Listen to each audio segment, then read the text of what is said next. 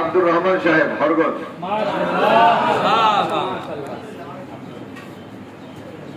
Senior সহসভাপতি হযরত মাওলানা আব্দুল ওয়াহাব সাহেব দামাত বরকাত,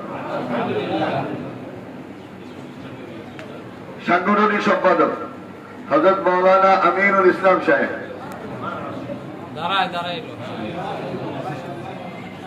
যুগ্ম সম্পাদক হযরত মাওলানা সাইফুল ইসলাম সাহেব,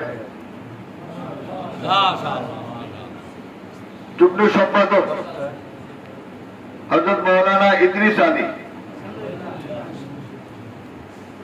অর্থ সম্পাদক ভাই আনোয়ার সাহেব,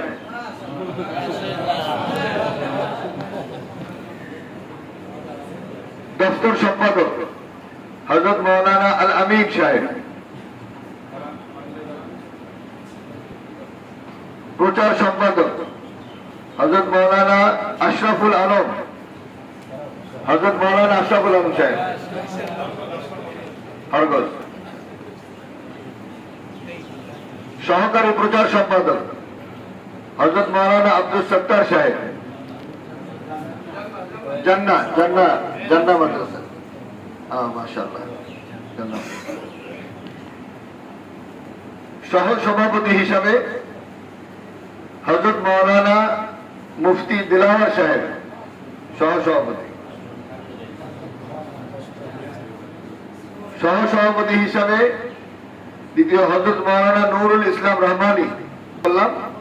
এরপরে টোটাল 101 জনের কমিটি হবে। আপনারা সহকারী সম্পাদক, সহকারী সম্পাদক, সহকারী সাংগঠনিক সম্পাদক, আপনাদের কাজের পরিধি বাড়াবার জন্য আপনারা প্রতিটা ইউনিয়ন থেকে সাথীদেরকে নিয়ে, ওলামা একরামকে নিয়ে, সবাইকে নিয়ে কমিটিটা গঠন করবেন ইনশাআল্লাহ। এবার উপদেষ্টা মন্ডলীদের নাম ঘোষণা করতে যাচ্ছি। উপদেষ্টা মন্ডলী হযরত মাওলানা লিয়াকত আলী বালিয়াটি মাদ্রাসা, হযরত মাওলানা আব্দুর রহমান সাহেব ফকুরহাটি মাদ্রাসা,